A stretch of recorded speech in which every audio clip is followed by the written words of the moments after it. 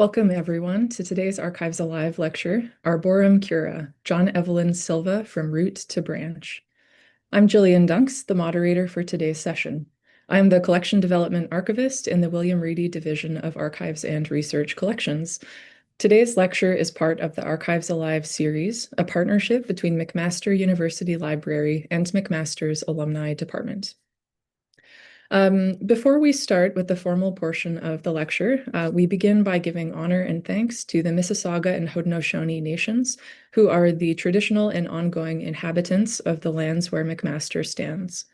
Arborum Cura translates in English to care of trees. As we reflect the spring equinox on care for the natural environment, I encourage all members of this audience to respect and bear in mind the intimate relationship that Mississauga and Haudenosaunee peoples have to this land. Now it is my pleasure to present today's speaker. Myron Groover holds concurrent roles as Archives and Rare Books librarian and lecturer in history at McMaster University. His scholarly interests include humanism, book history, the material culture of text, and the history of ideas, with a particular emphasis on understanding the ways in which geopolitical, economic, and environmental factors affect the transmission of text through time. He specializes in teaching through the medium of rare books, archival sources, and other primary documents. The session is going to be recorded, and it will be 1 hour in length. There will be time for questions at the end. If you would like to send in a question during the session, please use the Q&A section of Zoom. I will review and ask Myron. All right, Myron, please begin.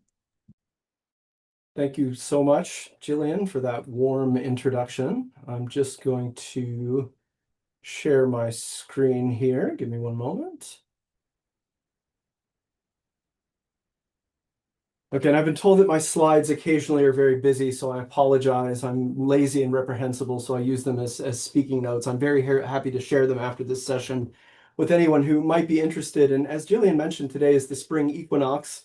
So I thank the organizers for indulging my conceit of wanting to hold this particular talk on this particular day, because we're going to be talking about a book about trees. Indeed, one of my favorite books about trees and one of my favorite books from the early modern period in general. A work called Sylva by John Evelyn.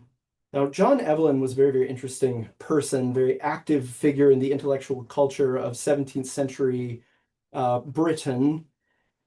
And this timeline gives us a little bit of a sense of his life, which was a very long and rich life. He lived to be over 80 years old. He was born in 1620 and he passed away in 1706. So someone who saw a tremendous amount of change, saw the fall of the Stuart monarchy, lived through the kind of Cromwellian interregnum, saw and participated in the Restoration all the way through to the reign of Queen Anne. So someone who saw a lot of change in his life. He was also one of the great diarists of the 17th century. His work as a diarist has tended to kind of be overshadowed by that of his close friend Samuel Pepys, who kept a very, very earthy diary, whereas Evelyn's is a little bit more withdrawn and philosophically musing. But Evelyn kept a diary for much, much longer than Pepys did. Pepys focused for something like 9 or 10 years, whereas Evelyn started keeping a diary when he was 20 or 21 years old and kept keeping it for the rest of his life pretty well. And that diary really didn't receive, I think, due attention and appreciation until quite recently.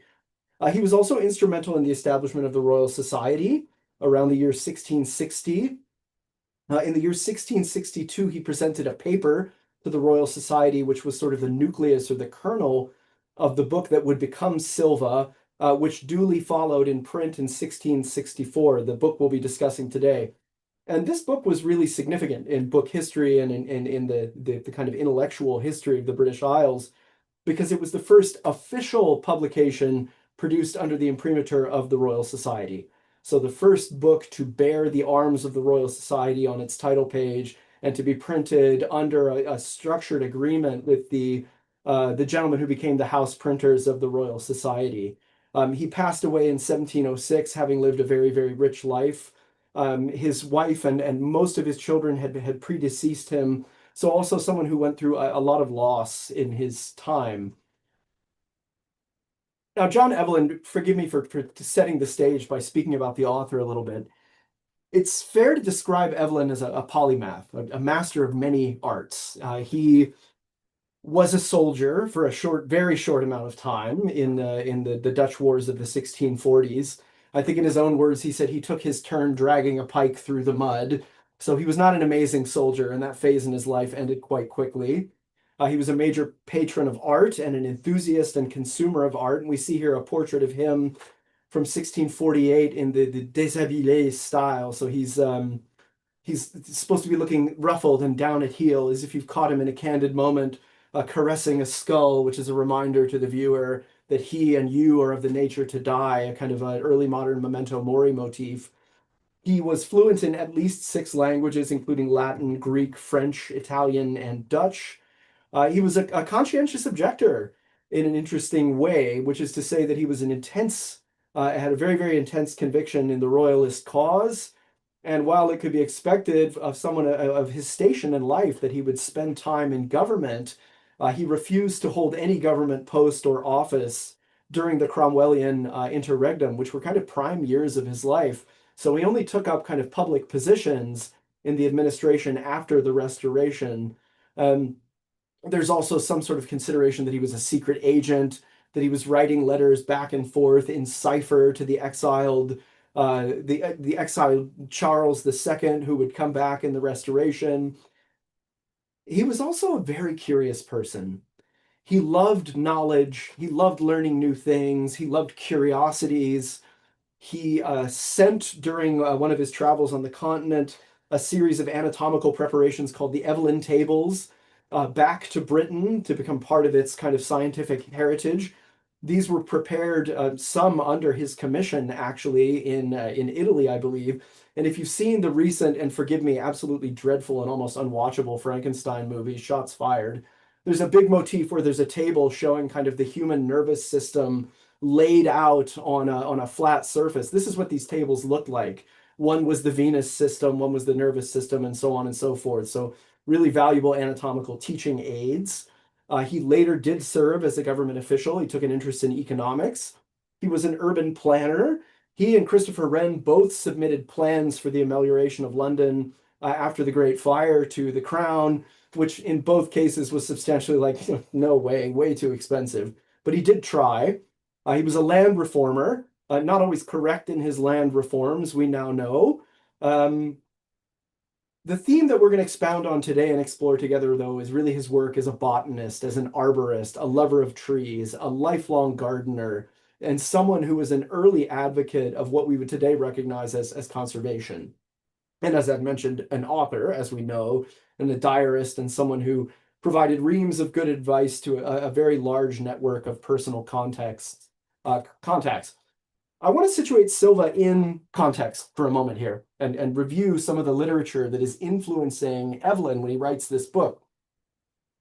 This book is often held up as an early work of silviculture or forestry or arboriculture, but it's really important to know that John Evelyn is drawing from a really deep well, not only of classical scholarship, so mostly from the Roman period, writing on agriculture, but he's also writing on a pretty well-established English tradition, early modern tradition of print in writing about arboriculture and agriculture. He draws on the work of Cato the Elder and Varro, who both wrote works on agriculture that were mostly works about the administration of large estates run by enslaved people. That was the major form of mass agriculture during the Roman period. He was strongly influenced by Columella, who wrote a book called De Re Rustico, or of matters rural, and De Arboribus, which means of trees. And he quotes Columella liberally in Sylva. Francis Bacon had written on gardens earlier in 1625. There was a wonderful book that was printed as early as 1523. It's kind of hard to tack down its first publication by a gentleman named Anthony Fitzherbert called The Book of Husbandry, which was an amazingly practical work. I was reading a bit of it this week and I was struck by how practical his advice is. He gets into matters such as, how do you make a good grafting saw? What does a good grafting knife look like? How should the blade be arranged? How should the teeth be arranged? How big should the handle be? What are those properties going to permit you to do with these tools? It's people who really knew what they were doing. And also drawing on Thomas Tusser's 100 Points of Good Husbandry, which was a kind of dreadful teaching tool in poem form about agriculture. It's like almost unreadable to a modern aesthetic, if you could say. But it's also actually kind of funny in places. Like Tusser gives a section where he describes the 10 qualities that a perfect cheese should not have in verse, and they're all couched in biblical and classical symbolism. So he says that a good cheese should not be like Esau, hairy. It shouldn't be like Lot's wife, too salty. Shouldn't be like Crispin, patron saint of cobblers, so shouldn't be leathery, and so on and so forth. So there's some humor there as well.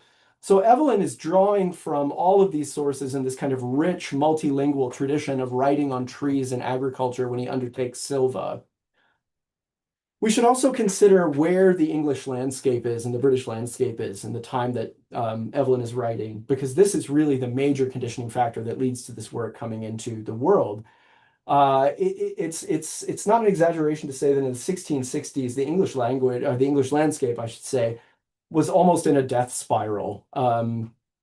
Which was a kind of complex interstice of geopolitical factors, policy, natural disasters, et cetera, et cetera. Geopolitically, this is a time period when England is competing very, very intensely with the Dutch for naval and trade supremacy. So there are several Anglo-Dutch wars which consume huge amounts of timber.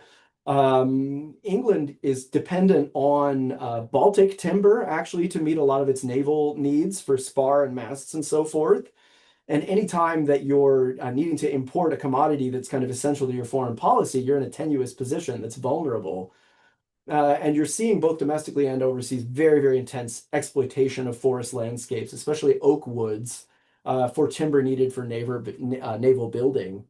And the naval apparatus is the foreign policy arm of Britain in the 1660s. I mean, it's what Britain becomes famous for militarily in the later early modern period. So access to quality timber is a kind of a matter of national policy and national security.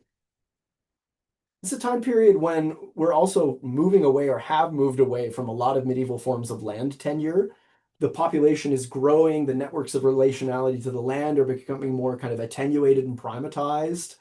You have landowners who are really starting to view their private lands as a source of revenue in themselves.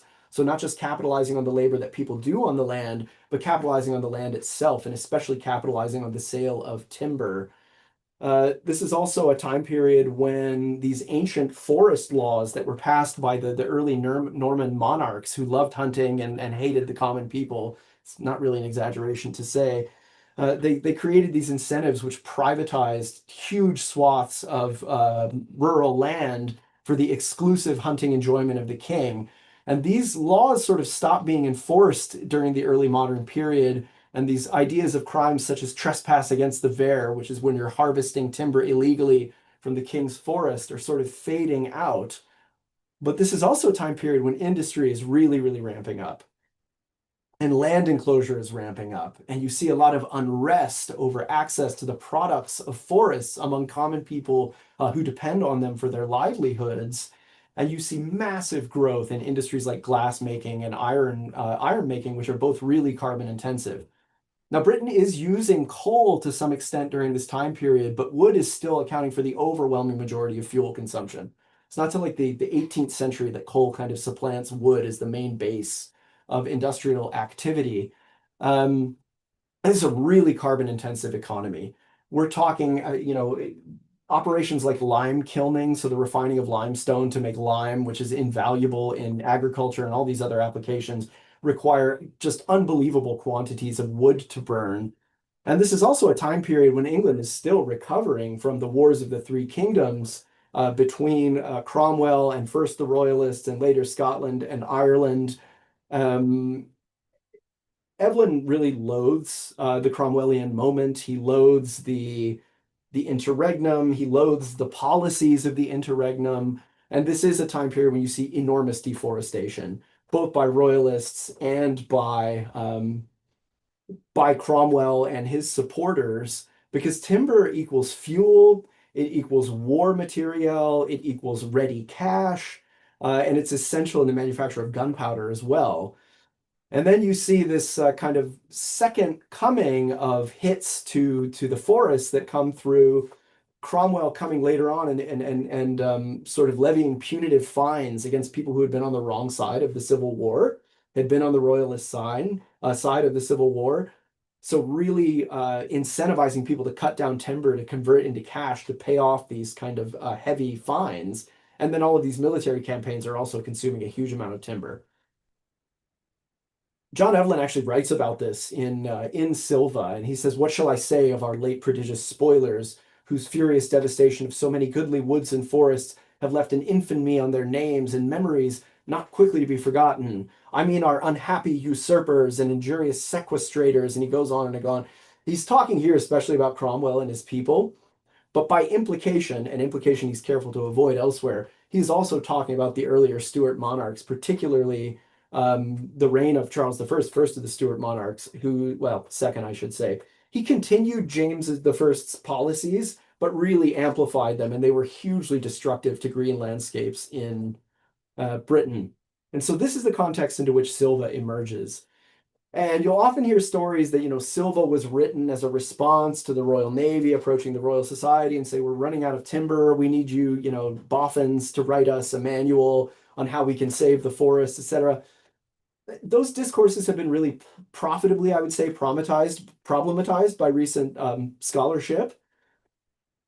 Did they really ask the Royal Society? Is this really how the Society responded? Was Evelyn really the only person that contributed to this effort? And I would encourage everyone who's interested in those questions to read a wonderful paper by VPJ Arponen called Evelyn Sylva, Some Remarks on Its Circumstances of Production, which kind of really delves into those complexities. What can be said is that Evelyn did say that it was about the reforestation of the King's Dominions. It was first presented in 1662, as we've mentioned, published in 1664 in book form, and was very popular. It went through 3 more editions just during Evelyn's life. It expands each time. Within months of the publication of the first edition, he's writing to friends and saying, I'm already working on the second edition. Please, send me any new specimens that you find. And he employs a variety of strategies in this work to get people to realize how much they depend on trees and how much it's appropriate to care about these wonderful plants. He appeals on a kind of an aesthetic emotion of saying that they're beautiful. They're pleasant to look at. They elevate our condition as people to have them in our lives. Their mere presence improves us. We feel lighter and better and more whole in the company of trees. He says that trees confer virtue on people that plant them, and being in their company confers virtue on a person. He also appeals to the vanity of a landowner class of which he is a part to say, look, they're a source of pride. A well-run estate with beautiful gardens and beautiful plantations of trees and tree-lined avenues. This is a form in a way of conspicuous production as opposed to conspicuous consumption. And being who he is, someone who is very much of a scholarly inclination, someone who's really spending a lot of time engaging with classical literature, he says that loving trees is intelligent. When you care for trees, you are in communion, you are in conversation with Varro and with Cato the Elder and with Lucretius, whose works he had translated into English. And he is also alive to the fact that trees are commodities, that well-kept trees are a source of cash, and a well-kept forested estate is a source of replenishable cash. He also expresses kind of the inverse of all these principles. He says, if you don't look after your lands, you lack moral fiber, you're a recidivist, you're maybe a threat to the national well-being, so don't make these mistakes. Here's a glimpse of the title page, which you might have seen in the event graphic. This is still evolving into the title pages that we know today, but it still has a lot of the same elements that are familiar to us. We see here the date and circumstances of first delivery, the author's name, the information about the printers and booksellers and their affiliation with the Royal Society, whose arms we see here. It also alerts us that this book comes with 2 companion works.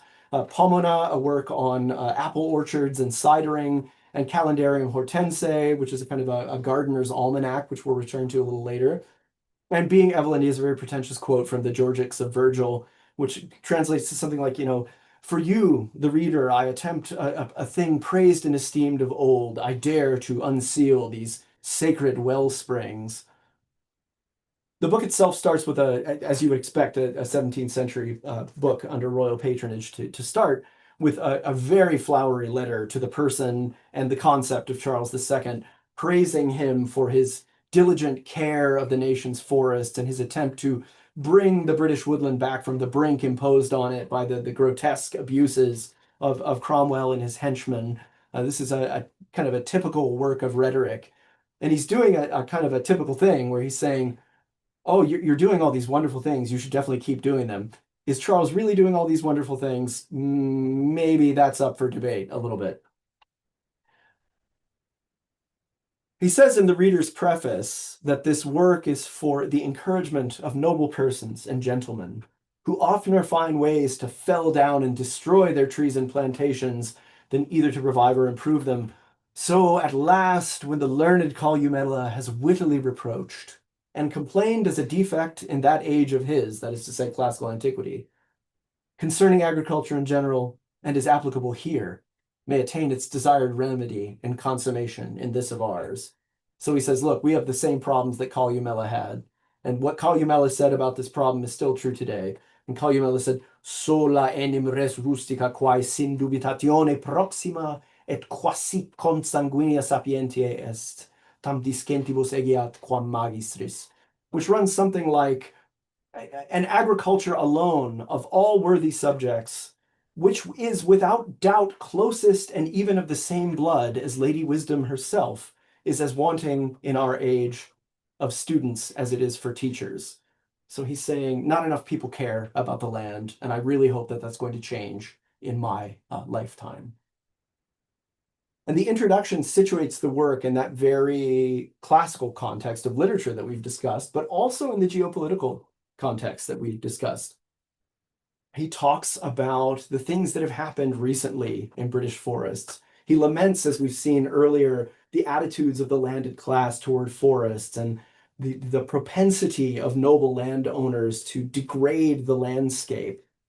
He also talks about some of the industries that we discussed earlier, that the emerging production of which is causing an ongoing degradation of British wooded landscapes. I mean, he mentions in the very first page glassworks and iron furnaces in particular. Now, to work glass, you need to attain tremendously high temperatures, which is only possible with essentially a blast furnace, which consumes an enormous amount of wood. Smelting iron and refining iron into steel likewise requires huge amounts of carbon, huge amounts of wood. And if you've ever seen someone refine using medieval or early modern techniques, refining iron, this is a grotesquely inefficient process. You start with an enormous quantity of ore and you end up with something in the order of like 80% slag. And if you have 20% usable metal coming out of that, you're lucky. So these are really, really inefficient, carbon intensive processes that are consuming a huge amount of lumber. And he starts this book in this kind of charming way. And he tries to proceed in the natural order in which a tree itself grows. So he starts out with talking about planting trees, talking about seeds, talking about when it's appropriate to plant, how you can approach this, what the best time of year is to plant seeds. I've said a few times that he's got sort of pretentious and flowery tendencies in some of his prose, which he does, in which regard he was not really that far outside of an established tradition of literature. He's not like unusually bad in this regard, but I don't mean to give the impression that he's not also someone who spends a lot of time with his hands in the dirt, because he is. This is someone who is a really skilled gardener. Yes, he's versed in these kind of flowery, ornate rhetorical constructions, but he's also really well versed in the practical applications of agricultural skill. What tools you need to use, what times of year are best to do things, how you can approach different operations of forestry, transplanting, so forth, how those differ from species to species. So he spends some time first with the consideration of how you plant trees, how you design a bed of trees, how you lay out a plantation of trees. And then he moves on into a consideration of individual trees themselves. And this is the part of the book that I might say that I love the most, because one of the things that is special about Sylva and special about John Evelyn and special about his relationship with trees is that he has what I would characterize as a personal sense of love and relationship with the different species and genera of trees that characterize the British landscape. He writes of them not just as green growing things, he writes about them almost as if they are people. So he will say of a tree that it's of a proud nature. It doesn't deign to grow well in the company of other trees. It likes maybe a lofty height. It likes to feel the wind in its branches, refreshing its processes. Or he'll say that a tree is very hardy, it's very strong, that it takes deep root in the earth and it provides, solace and a sense of solitude, and that its timber is kind of like without parallel for particular applications that require strength or that require buoyancy or other properties. And he starts perhaps appropriately enough with the oak tree. The oak maybe being the most famous constituent of British forests and also a tremendously important wood in shipbuilding, which is not a coincidence. Oak is it's a heavy, it's a dense grained wood. It's very, very strong. It's very durable. It's extremely useful in carpentry. And so he starts with a tree that has a strong symbolic as well as economic connection to English people's sense of self and English people's sense of their landscape. And there are lots and lots of naval songs around the theme of, Heart of Oak, singing about the sturdy British oak that goes into to shipbuilding and ships in a way being floating forests. And there's a lot of kind of poetic apparatus that grows around these concepts. He's got a lovely bit in the 19th chapter where he talks about willow trees and the different varieties of willows. And I'm singling this out for a reason, which is that willow in particular was an extremely economically valuable tree. And you might be thinking, if you know a thing or two about willow trees, well, why is that? It's waterlogged. The trunks can kind of have a, particularly with weeping willows, can have a tendency to rot out. They can have a certain propensity to uproot in storms, and if they get really heavy in the crown, that can be very, very devastating on surrounding landscapes. But willows also produce thin, pliable, whippy branches. And these are essential to the rural economy. They're used not just for basketry, predictably, but they're used for any number of basketry related applications, particularly the making of crab traps, of fish traps, in some cases of fencing, yes, of baskets, also of small watercraft.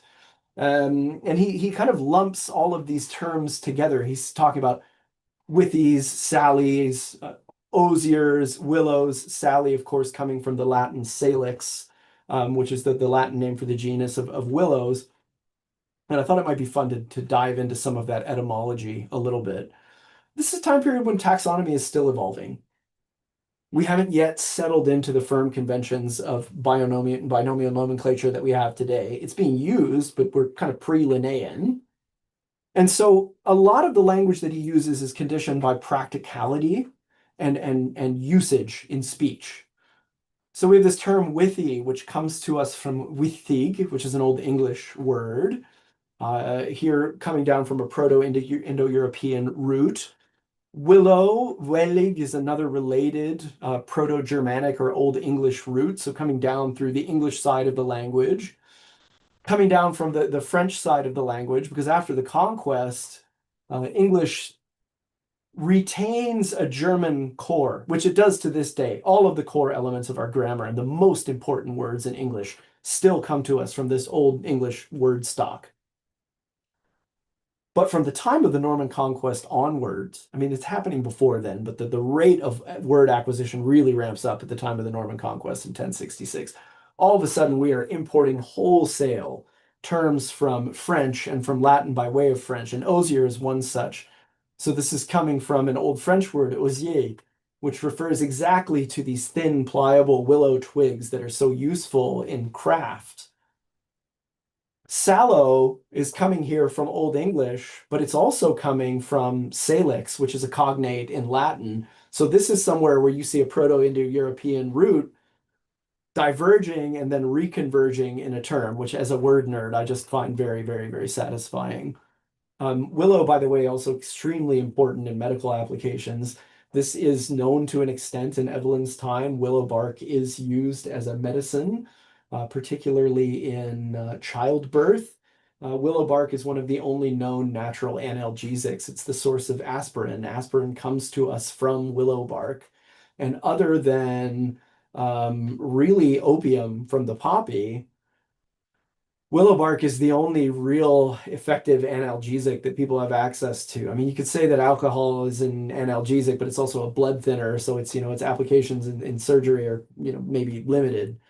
So this is a tree that's providing a whole host of, or a gathering of species of tree that's providing a whole host of useful applications, which he explores. He also moves on, and this is kind of peppered throughout the book, into a lot of practical advice. So, of course, we have a long Latin quote here, but then he indulges in this section a bit of myth busting, which I think is kind of entertaining.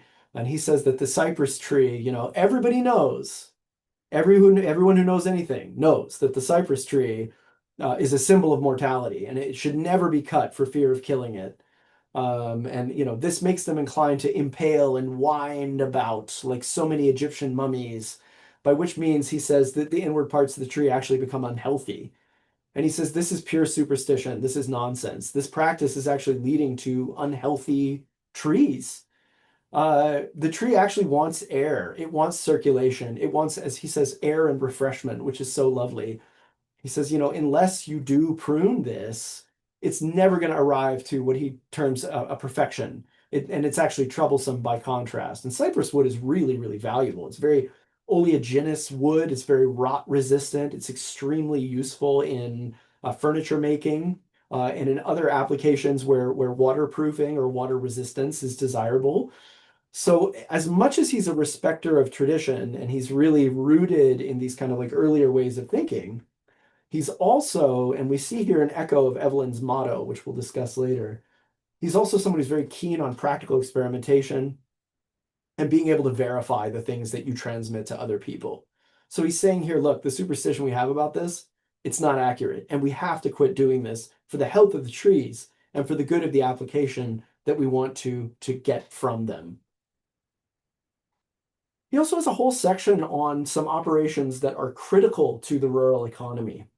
And these are also addressed in some of the earlier works of English literature on husbandry, particularly the book on the Book of Husbandry from 1523. And he talks in particular about these three operations of fencing, coppicing, and hedging. And he's pointing to something really, really important here and something I'd like to emphasize to you all. Now, when we think about deforestation, especially and lamentably in a Canadian context, we often think of clear cutting. We think of the killing of mature trees permanently so that their wood can be harvested once, consumed once, and then you leave a wastescape that takes at best decades to recover. And in reality, in practical land management, a lot of timber use is not in this mold. And he's describing here three operations that often make use of living timber, particularly the latter two. Pardon me, I'm losing my voice slightly. He talks about coppicing. Coppicing is a practice where you encourage a tree to grow back the shoots that you harvest. So you cut down a mature tree's trunk and you take advantage of its propensity to then spring up subsidiary growth by harvesting that growth in a predictable pattern at a particular time of year where the tree is most likely to recover. A good coppice wood is a renewable resource. And coppicing is really important because those thin shoots that come out of the tree, you end up with these shoots that are maybe 8 or 10 feet long that you then cut at a particular angle with a bill hook that's least injurious to the tree.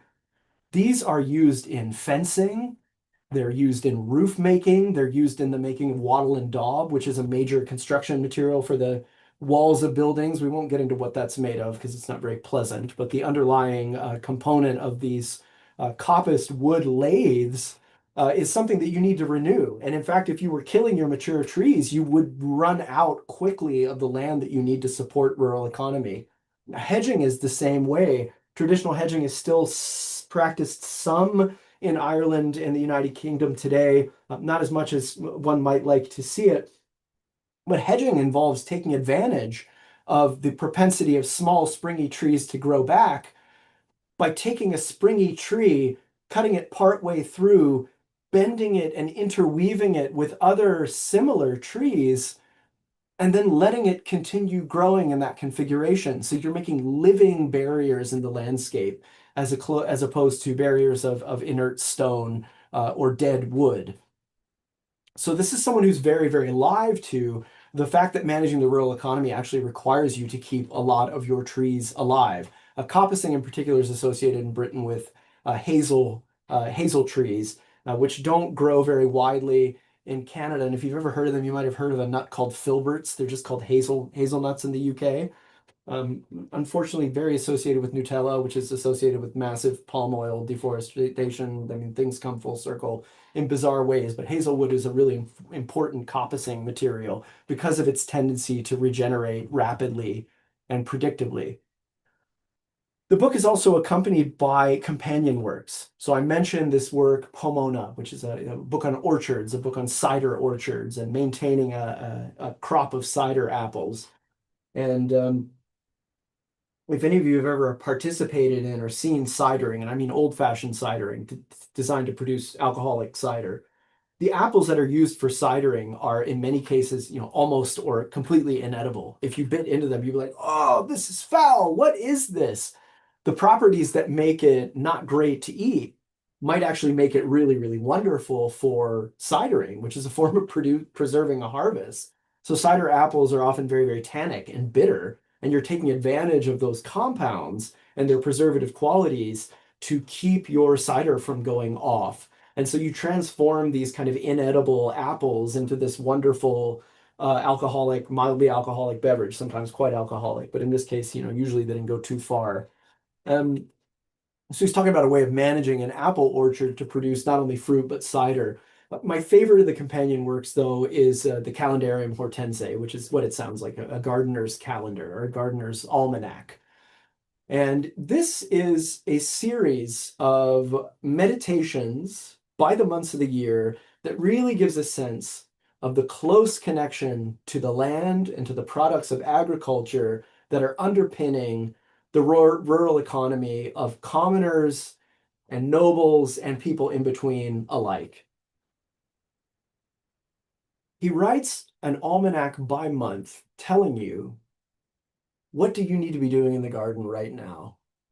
And this is kind of depressing reading in Ontario in March because you can see that they're about 2 months ahead of us in terms of the longer growing season and the operations that they're undertaking.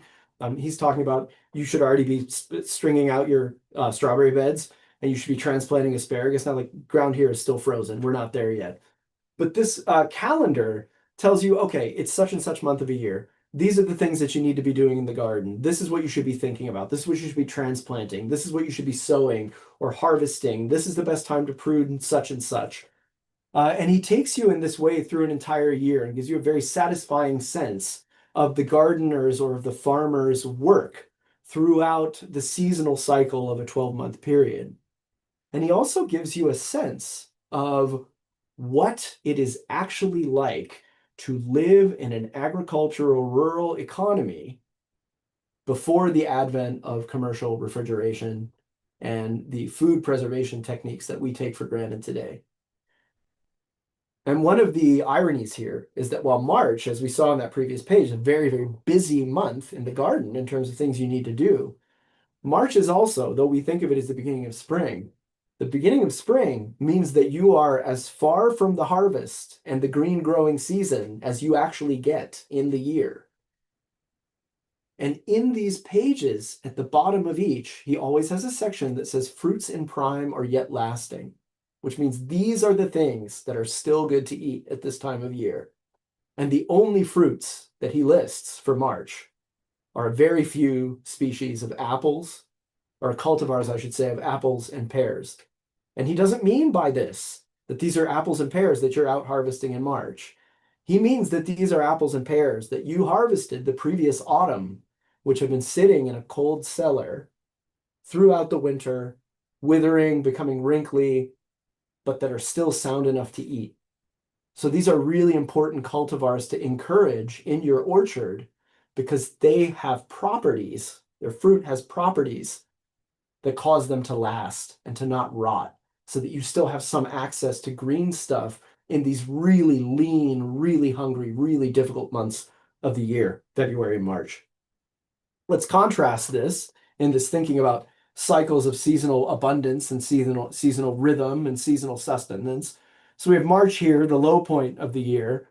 Contrast that with August, where we have a veritable bounty of material coming in, a giant harvest of all kinds of different fruits, different sorts of apples, of pears, of peaches, nectarines, plums. We need a whole other section just for other sorts of fruits, which we don't even have time to get into the cultivars of. We're also harvesting cluster grapes, muscadines, corinths, mulberries, figs, filberts, melons. Everything is coming in August. This is a time of bounty, almost of gluttony. The table's grown with fresh produce. This is the good time of year. This is the best time to be alive when you have the most variety in your diet. And I think we could profit a lot by thinking about how tenuous and how fragile and how dependent our economy has become, as it should, on modern technology. And I think it's really, really useful to think about the many, many, many generations of human history where we didn't have access to these technologies. And we had to use ingenuity, knowledge of the land, and a close working relationship with plants in order to sustain ourselves, especially in the far northern and southern parts of our hemispheres throughout the winter. Some of these cultivars are still around today, which I think is just a really nice resonance. And we have here some beautiful paintings that were commissioned in the United States in the late 19th and 20th century of sugar pears and winter John apples, both of which are identified as two of the long-lasting varieties by Evelyn, and Catherine peaches. And as someone who grew up in the South in the USA, I just really admire people that manage to keep peaches alive. It is really difficult for me to imagine growing up where I did, peaches that do not require really heavy application of insecticide just to produce a crop. Because where I'm from, peaches get bugettes so bad that you'd get almost nothing off a modern tree if you were not treating it with chemicals. And I really am amazed by early modern and non-pesticide intensive methods of cultivating peaches. I think that's absolutely beautiful. And I love that there are places in the world where they can actually live and not immediately be consumed. This was a book that was well received in Evelyn's time, as we talked about a little bit, went through multiple editions during his lifetime, but has also been appreciated since. You know, J.J. Laurie in 1965 said Sylva was the first of our great books on forestry. Robert Southey in 1818 said, one of the few books in the world which completely affected what it was designed to do. In other words, to encourage landowners to plant trees and to respect trees. Gillian Darley, the nec plus ultra of Evelyn's scholarship, the greatest biographer of Evelyn's yet to practice, describes Evelyn as a complex, interesting figure, a man with an astonishing hospitality of mind, beautiful turn of phrase, whose hunger for knowledge allowed him to embrace new ideas and distant horizons to the end of his life. And McCusick says that, John McCusick in 2013 said that Evelyn sought to practice a forestry of imagination that immediately appeals to the aesthetic and spiritual dimensions of human consciousness. So kind of beautiful reflections on this text. I mentioned earlier that within months of the publication of the first edition, he's writing to friends. Here he writes to Walter Pope saying, I desire if you can learn anything of new and rare, which concerns agriculture in general and gardening in particular, you will reserve a page in your notes and daily commentary expressly for me. I've lately published a work concerning the propagation of timber, which I'm already working on the second edition. You would infinitely oblige me to inquire how the best husbands, that is land managers in Italy and other places you travel through, manage their woods. So he's back on the trail for new knowledge as soon as this edition is published. Later on, you start seeing illustrated editions coming in. These are from the 18th century. First, you saw an illustrated edition with plates by Hunter. These are the copper plates of John Miller, which entered into these editions in the mid 18th century. So we can see that over 100 years later, Sylva is still being widely read. and illustrated with these almost photorealistic engravings. John Miller, by the way, was born Johann Müller in Nuremberg, and he was one of many to take advantage of an English propensity to import useful Germans in the 18th century. They imported Three Kings George, they imported Handel, Haydn, John Miller, et cetera, et cetera. So it was a great time to transpose yourself from Germany to England and take on an anglicized name and contribute usefully to England. And we have actually the 1776 edition as well, in which these plates appear. And when I say photorealistic, I mean it. What we're looking at here is the plate depicting a larch tree. Larches are wonderful trees. Not only do they smell absolutely beautiful, but they're an example of a needle-bearing deciduous conifer of all things. So it's a tree that has properties of both deciduous and evergreen coniferous trees. And you can see here by the comparison of this plate to a branch from a larch tree that I happened to pass on my way to work one day. And thank you to the larch for giving me this branch for purposes of this teaching. These are really, really accurate and can be used for specimen identification. I do want to end with a few kind of advisories and hedgings for our conversation. Sylva's often held up as a work about forestry, but it's really a work about arboriculture. It's a book more about trees than it is about forests. I should also say that the class of landowners to which Sylva's addressed, not perhaps the best land stewards in terms of world history. The book was very, very flowery, and I do think that that affected its general appeal to some extent. And that's a real contrast to that 1520s book of husbandry that we're talking about, which if you ever read it, is astonishingly practical in its articulation. I also want to emphasize that correlation and causation are not the same thing. Just because Evelyn writes a book about reforestation and about trees at a time in which there is a crisis in green landscapes, it doesn't mean that his book is the thing that leads to the amelioration of that situation. The two things are correlated with each other, but it's really hard to map its precise impact. So I would say instead that Evelyn really is operating from the best knowledge of his day, which is imperfect. And you can really see this in the way that he writes about the improvement of forested landscapes. He thinks that we should cut down old growth woods and replace them with tree plantations that are, economically planned out and more viable and more manageable and more airy and easier to harvest and whatnot. I mean, he really thinks that this is the way of the future and that there are these kind of useless, tangled woodlands that aren't doing anything for anybody, and we should just get rid of them and replace them. And we have seen in our own era, the kind of hazards of that sort of approach. But I want to pose a question to the audience, which is to say, I think Evelyn really was in earnest about doing the best with the best knowledge that he could acquire. And he was very, very serious in that pursuit. And I really wonder if we can say the same thing of ourselves in our day. We certainly know more. We have much better knowledge than John Evelyn did. He contributed to the building of many of the traditions of inquiry by which we have built a better scientific knowledge.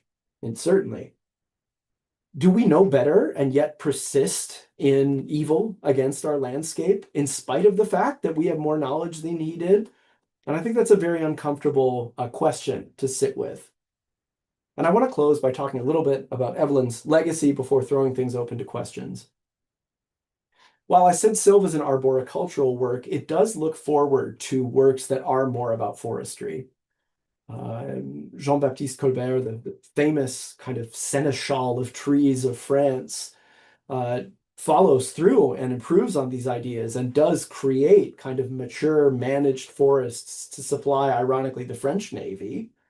Hans Carl von Clausewitz in 1713 is the first person to write recognizably about sustainable yield forestry. So think about the processes like coppicing and hedging that rely on living and ever harvestable wood taken to their logical conclusion. These sciences do develop in the decades after Sylva's publication. I would also say that his reputation has improved over time. There's a typo here which says his true legacy as a diarist is not better appreciated, say now better appreciated, because it is. For a long time, he was almost totally overlooked as a diarist. And I would really point again to the excellent scholarship of Gillian Darley, and especially her amazing 2007 biography of Evelyn, which she really spent a lot of time with his papers in the writing of of that book. That is a major factor in this kind of rehabilitation of his scholarship and his reputation. I also want to mention that one of the works we didn't talk about today was John Evelyn's unfinished masterwork, his Elysium Britannicum, like the British Elysium, the British Paradise, which was at the time of his death over 1,000-page manuscript detailing everything he ever wanted to tell everybody about gardening, but never had a chance to. And he had been working on it for I think over 50 years when he died, and it was still incomplete. That was finally published from his notes in the year 2000, which was just an astonishing feat of scholarship and something for which I'm very grateful, and I think we all benefit. And a few years ago, actually 10 plus years ago, what is time? The 350th anniversary of Sylva was recognized with the publication of A New Sylva, which is a retrospective. And I'll close with some lessons I think we can take from Evelyn and his life and his writing of this book. He has a huge emphasis on personal responsibility. He would be disgusted by the discourse that we have in this country and in other countries about, well, if big polluters are polluting, why should I bother to refine my behaviors or to live a more sustainable life? It doesn't make any difference anyway. He would find this completely unrecognizable. And I think that we would be better off if we interrogated that attitude more. He believed that ecological decisions have real consequences. He believed that loving the land and loving the landscape and that loving trees was a way of loving yourself, loving your neighbors, and in his case, a very devout person, of loving God.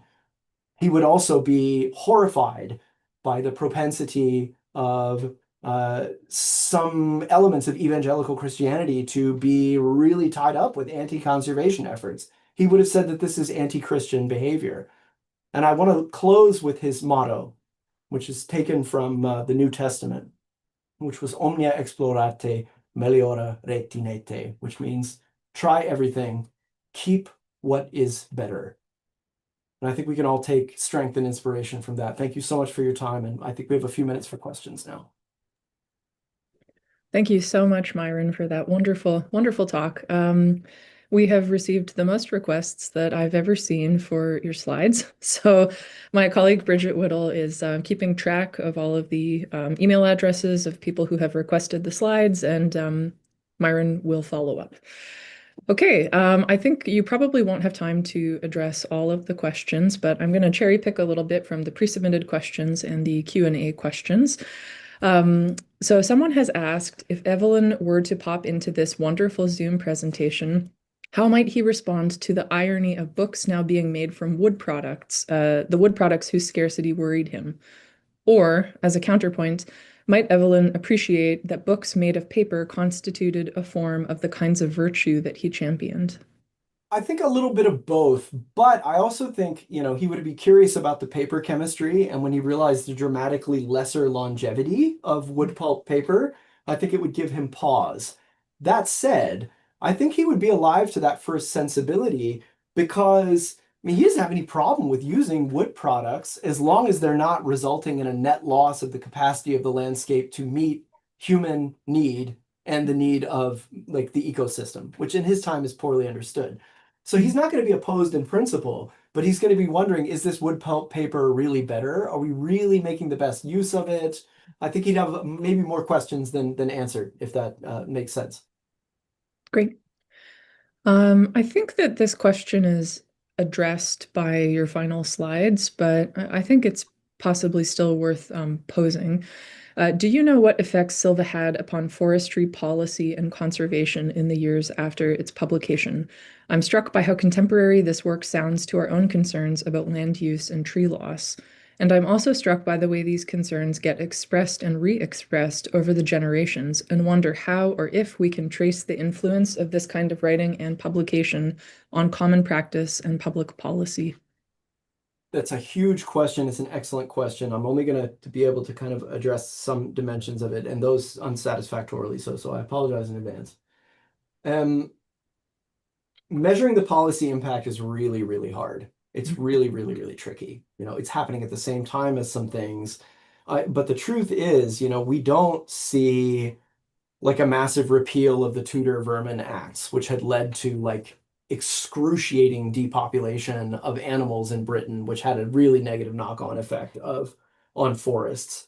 So it's hard to trace that impact. I think it is easier to trace a trajectory, though, where even as Evelyn is in conversation with these earlier agricultural writers, so later agricultural and forestry writers are in conversation with him. It's the gentleman that I mentioned before, the French and German gentlemen who were so involved in afforestation, formal reforestation efforts, or the creation of new forests, I should say, in the 18th century, had been exposed, we think, to Sylva's work. And through Gabriel Hemery's and Simard's work, we see that continuing forward even to our own day. I do want to say, though, that I think Evelyn was a little bit ahead of the curve with the knowledge economy in a certain way, with his curiosity.